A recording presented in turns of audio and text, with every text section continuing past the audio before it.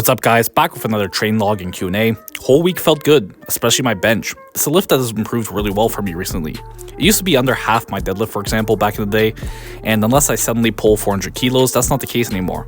Though I wouldn't complain if I hit a 400 kilo pull out of nowhere. So let's talk about how to improve the lift your worst stat like this. First thing I did was put the lift first in my training sessions. Studies show better results for strength and hypertrophy this way, even if you work different muscles with the other exercises. Systemic fatigue decreases performance even if you're working different muscles. Now, speaking of systemic fatigue, you can do more work proportionally on the lift you're bad at, take some from others, and oftentimes the lifts people are worst at is more fatiguing for them, as they're worse built for it. For some reason I'm able to hit a ton of bench volume, but oftentimes this isn't the case.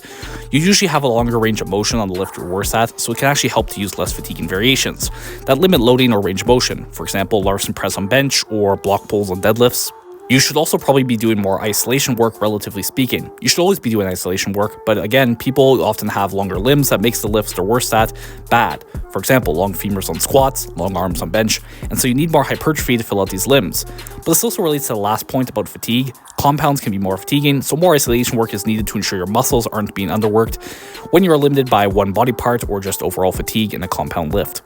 Now that's the programming side, but the mental side is just as big, if not bigger. I know it's a joke, but you really end up creating negative feedback cycles. You think you're bad, you don't enjoy it as much, you don't try as hard, and you get worse results. You don't need to gaslight yourself into thinking you're good at the lift, but you can identify as being the person who's working really hard on the lift to improve it. Expectations really do affect your workout results. This study I love to mention, telling people they had good or bad genetics affected their workout results more than the actual good or bad genetics.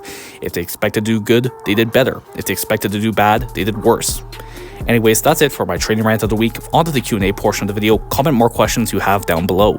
First question, how much do I have to squat to get a girlfriend? Well, I got my first one when I had a 530-pound squat max, though she wasn't that great.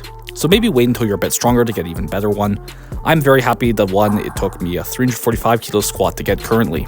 Next question, what do you think of top set back-offs versus change in weight back-offs? So I have videos on my views on singles that I'll link below. As for back-off sets, I think the majority of people can just use straight sets. First off, I think the idea that you have an RPE or reps in reserve you want to work on for strength during your back-off work, and once your working sets start to climb out of that point of that range, you're around the point where more sets at lower weight to stay in the RPE just aren't worth the extra fatigue. It's becoming a bit more like junk volume. That I think applies to the majority of people, but there are going to be some exceptions, of course. There are people on the extremes who are more sensitive to fatigue, and thus they can use some extra lighter sets to get enough skill practice in. As for ascending sets, I find usually if you find you need to up the weight with additional sets, you either aren't warmed up enough or you have some mental issues you need to prove to yourself with small jumps you're strong. You should address those mental issues separately.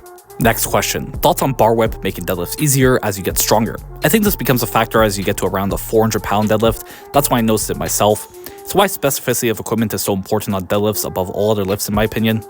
As for deadlift bars versus stiff bars in competition, I do think stiff bars should be used like in the IPF. It lets you just use one bar for all 3 lifts in the meet, it's simple, and just altering the equipment from standards to make things easier I think kind of goes against the whole point of powerlifting. Next question, why are sleeves allowed in raw competition? Well, they were supposed to be just loose things that kept joints safe and warm, though there's little data to actually support this. And the trend of sleeves getting tighter and tighter recently is literally how equip lifting all started.